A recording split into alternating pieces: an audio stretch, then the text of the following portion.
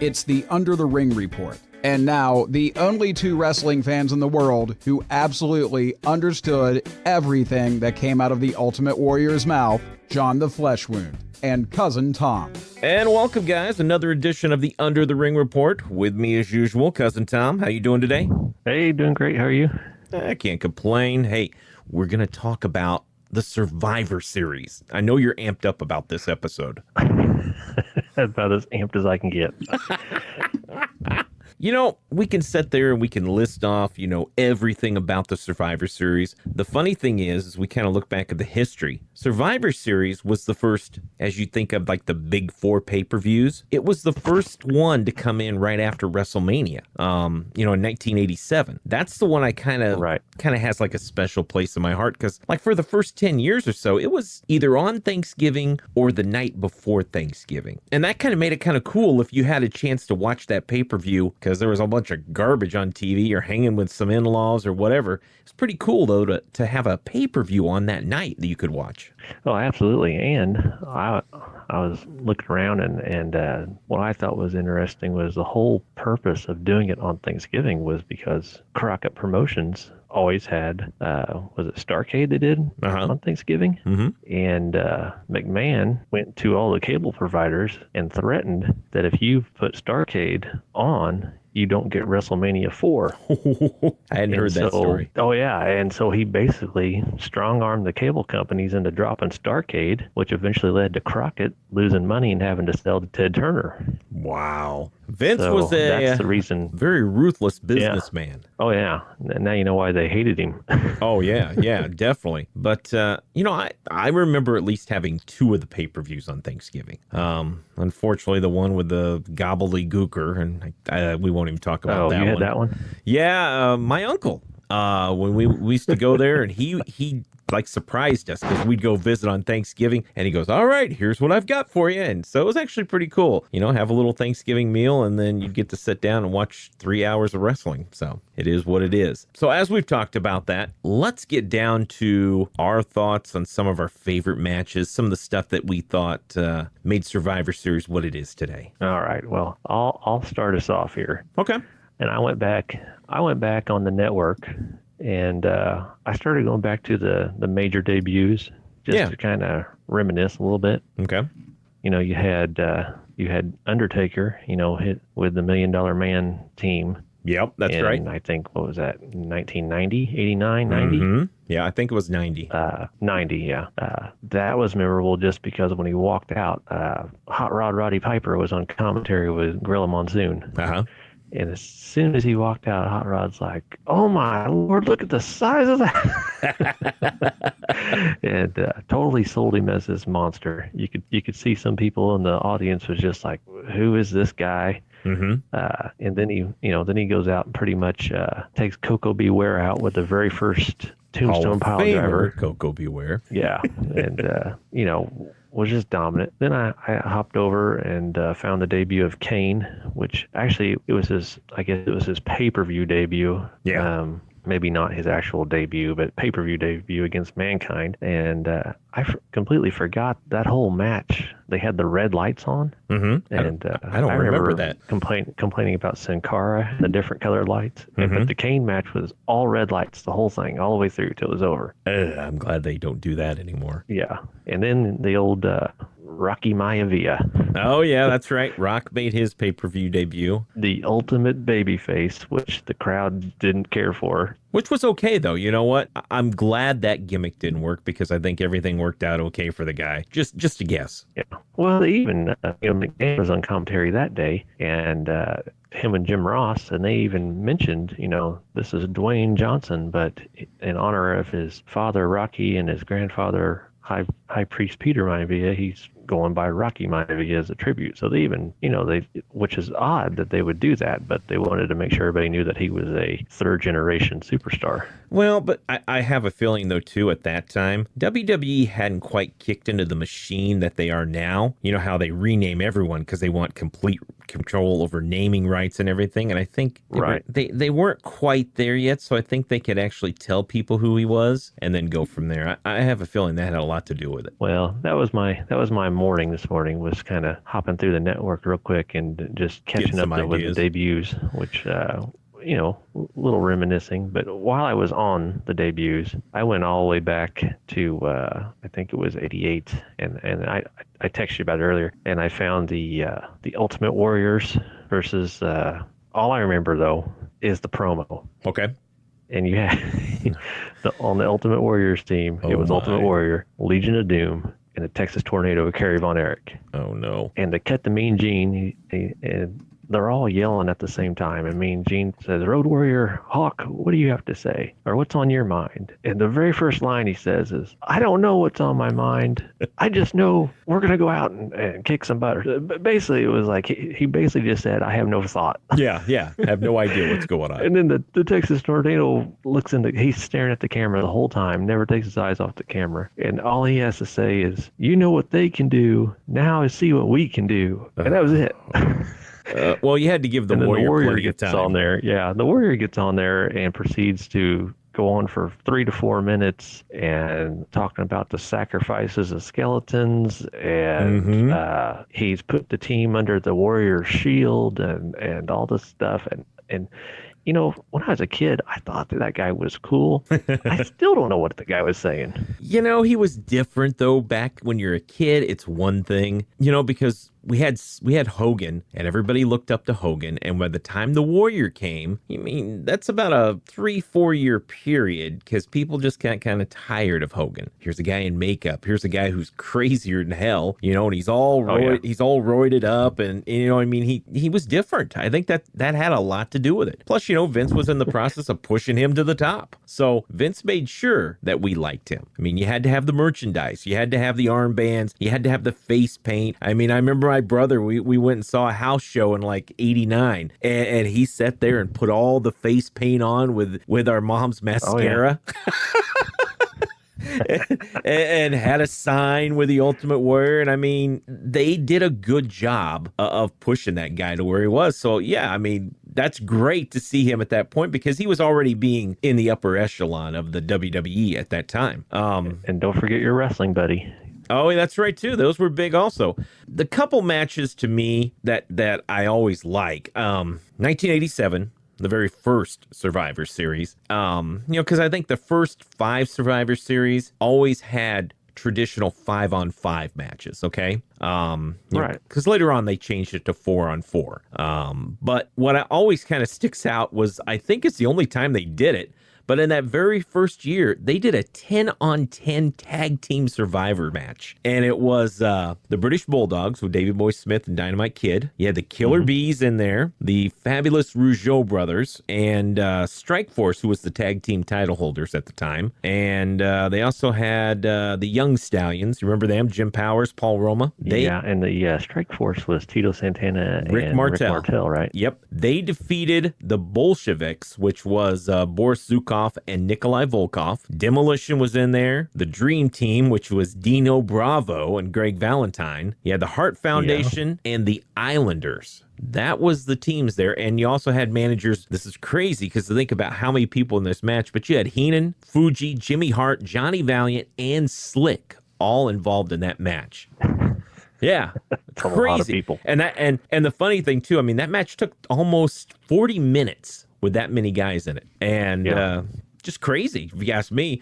The other one that I kind of remember, I think it was 89, if I recall, was the year, and it was a traditional. This was the 4-on-4 ones, as they kind of eliminated the 5 right after the big WWE movie No Holds Barred had come out. And it was the Hulkamaniacs. You have Hulk Hogan, Jake Roberts, and Demolition. And they were taking on the $1 Million Team with Ted DiBiase, the Powers of Pain, and Zeus in this match. Oh, Zeus. Well, and I mean, what was this? Timmy Little, I think was his. He's a real actor because he was in Friday and a couple other Lister. Tiny Lister. That's his name, Lister. But yeah, he was in Friday and a few other little B parts here and there. But the whole thing starts out with Hogan and him, and oh my gosh, it's so bad. I mean, the guy, he was just doing the moves from the movie, doing the trying to hit this and that. And Hogan tried a few things. And if you recall in the movie, one of this Zeus's moves was where he looked like he was breaking someone's neck and they'd fall over. So in the ring, he does this to Hogan. And Hogan falls over like he's hurt. And I'm like, oh my gosh. As a kid, I thought it was awesome. But watching it as an adult, and you're like, wow. And you could tell they knew this guy wasn't very good. They were using it to sell the movie, but exactly, he was only in the ring maybe 10 minutes, and then he got disqualified. And then the match was great. I mean, the rest of the guys working were superb. And the other thing that kind of stands out at me is towards the end of the match, it's Jake the Snake and Hogan. And you've got $1 Million Man there. And Virgil comes out with a cast on his arm and helps eliminate Jake the Snake. So it's just Hogan and the $1 Million Man. So you had everything in that year, 1989, man, everything you wanted in a Survivor Series match right there. Oh, heck yeah. I remember that one. That one was, well, I still remember the promotion for the movie.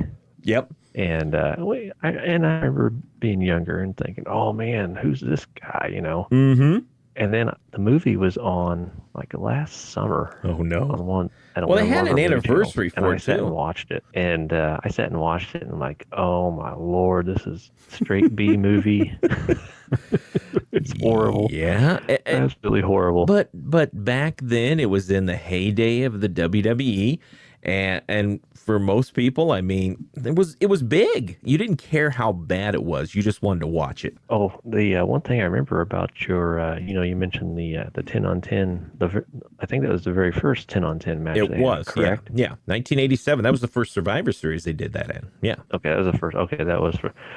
The thing I remember about that was the finish, the Killer Bees, and B. Brian Blair dropped down, put the mask on. That's right. Yeah, that's when they used to have their masks to kind of mess with the refs.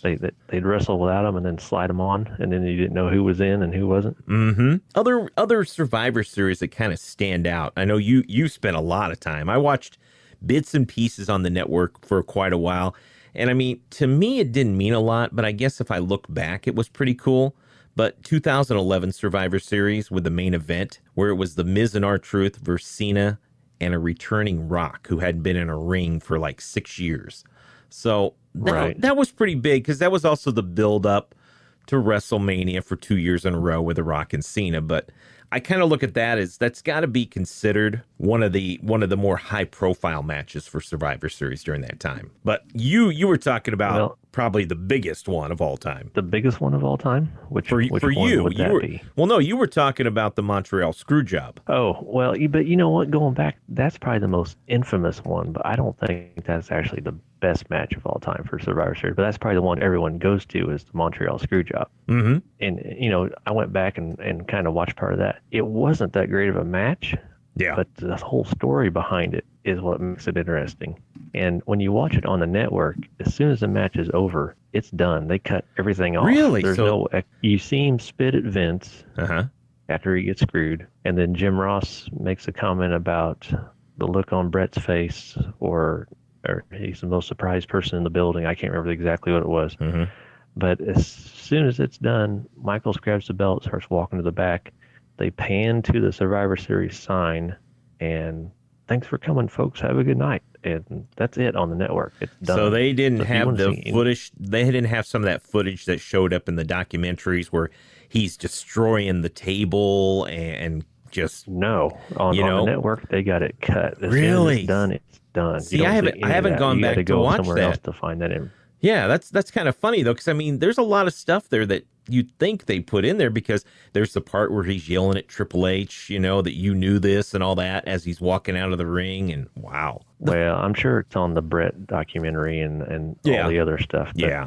But, actually, the Bret Hart Survivor Series match that I like the best is the one with Stone Cold Steve Austin. Was that the one after the WrestleMania match where they did the double turn? Same year, I believe, right?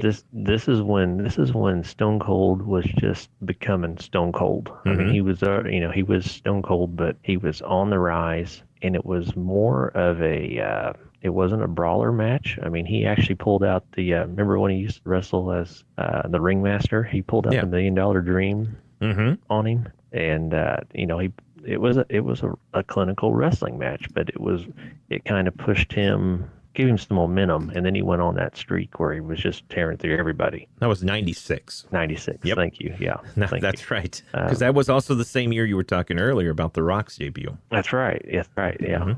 Yeah, when he was the last man against 2 or 3. Now, the funny thing looking at that card, there were a lot of stinkers on that card, to be quite honest. I mean, the main event was Shawn Michaels versus Psycho Sid. Ugh. You kind of wonder why wrestling was kind of in a downward spiral there for a little while. You had some bad stuff going on during that time. I just look at some of these people and just kind of shake. You did have an Undertaker defeating Mankind, though, with Paul Bearer. That wasn't bad. But the 4-on-4 Survivor Series matches, nothing great there, really. I don't know. No. Flash Funk. No, not Jimmy really. Snuka. They were wrestling in a 4-on-4 contest, and I don't know. They didn't quite hit their momentum, I don't think, until a little later. But you're right, that match there stands out of any of the matches that happened there. I mean, that one, it has a lot of history, too, because like you said, that's part of that as they propelled Austin into that anti-hero. Yeah, that's exactly right. That's and that was what helped propel him, and he just took off from there. I mean, it was just like, sky's the limit. Yep. The what year was it? 98 kind of jumps across my mind a little too. And the only reason that does, if you remember, that's where they had that tournament for the championship. And yes. And that was where The Rock turned heel and joined the corporation. That's right. Because that was a big turn too. Yeah, because he ended up beating Mankind for the title and became the WWE tag team or a champion right then and there. Because looking down that thing, looking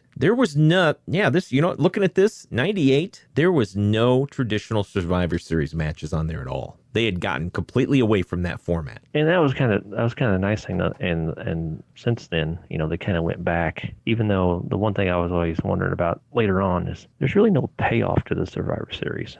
No. I mean, you have them.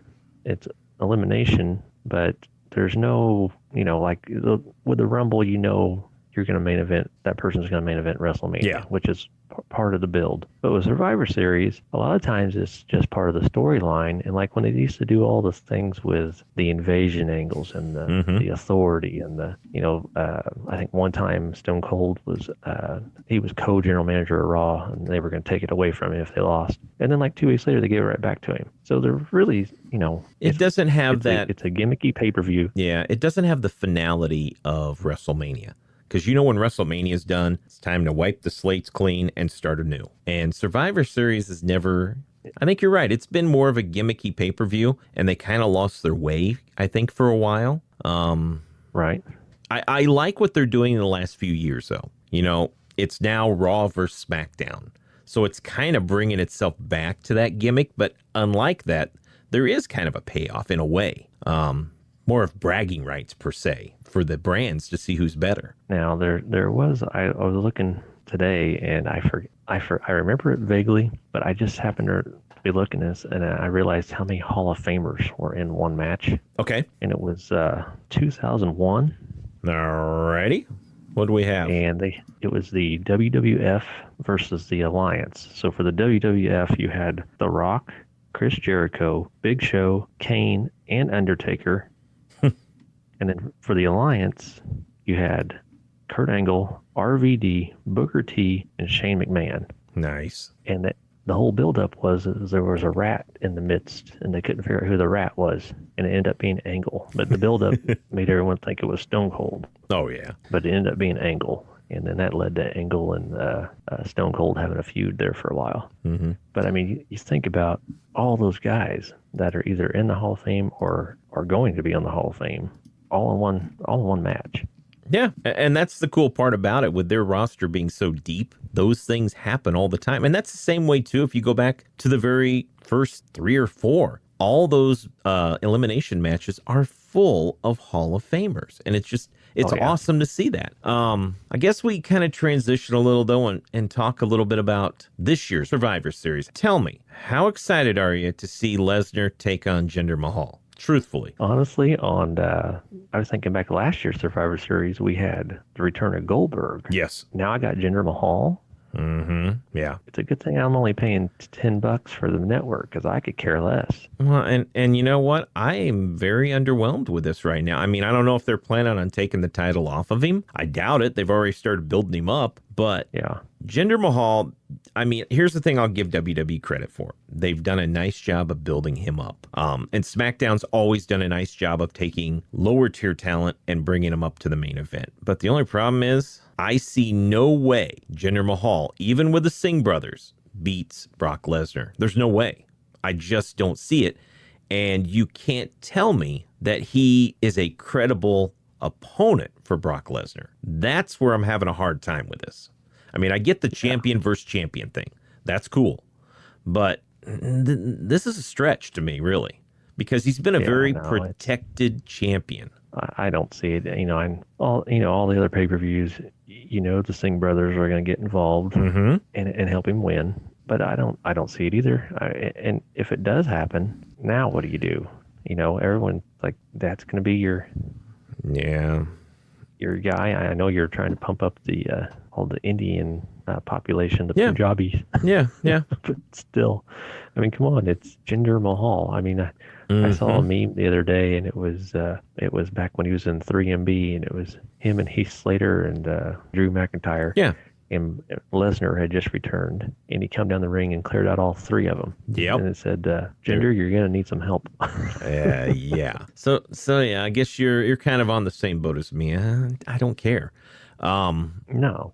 I do really want to see Alexa Bliss and Natalya. That's going to be an interesting match. And I love to see the Shield taking on the Usos, because that should be fun.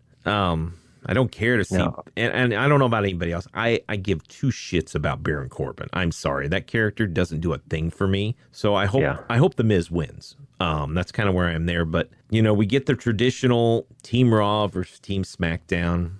It should be interesting, I hope. But other than that, so far they haven't done anything to make me super excited, as they make me wait each week to see who's going to be part of the match.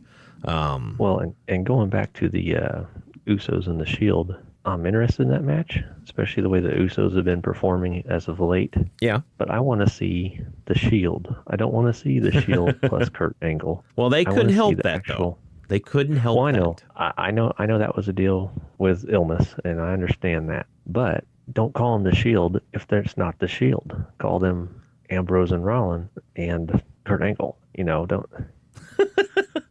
Semantics. Well, you have the whole build-up for the Shield.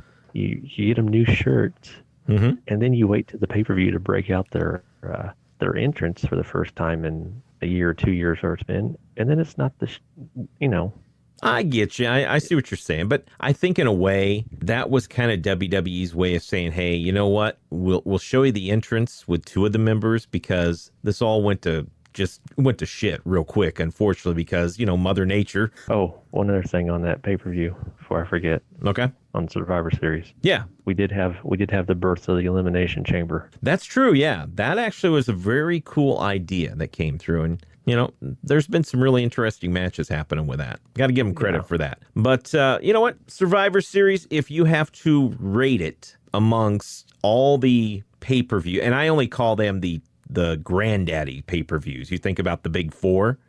Where do you rank Survivor Series in that big 4? And I mean, I'm talking about Royal Rumble, WrestleMania, SummerSlam, Survivor Series. Those are the main staples that I grew up with before everything else was added. My 4 would be Survivor Series. 3 would be SummerSlam, 2 the Rumble, and 1 is WrestleMania. Okay. All right. I think... mainly because Rumble has such a big payoff. Yeah. To lead into WrestleMania, and then WrestleMania, you're going to get the best. Oh yeah, they're always going to be 1 and 2, no matter what. But I think I'd flip. Right. I think I'm flip them on my end, And just for me, like I said, I've been a sucker for the elimination matches, and they've always brought more to me than SummerSlam. I don't know. SummerSlam's got some good matches. It's also had a lot of stinkers. And Survivor Series, I don't know, just something about it seems a little better than what happens at SummerSlam to me. Yeah, well, you could really go through each one and say, there's always a stinker in the bunch, but really those 4 pay-per-views, you can't go wrong. And now with one every month, I mean, you're bound to get a good match here and there in between while you're waiting on the big one. Oh, yeah. All right. Well, there we go, guys. If you're getting excited about the Survivor Series, hopefully we've give you some more reasons to watch the Survivor Series. Tom, thank you very much. Hey, no problem. Glad to help. All right. We'll be back next week with more of the Under the Ring Report. Hello, this is B. Brian Blair, formerly the Killer Bee in the World Wrestling Federation, and you're listening to the Under the Ring Report. Follow the Under the Ring Report on Twitter at UTRR Podcast. You can subscribe to the Under the Ring Report on iTunes, Google Play, and Stitcher, or visit undertheringreport.com. Thanks for listening to the Under the Ring Report.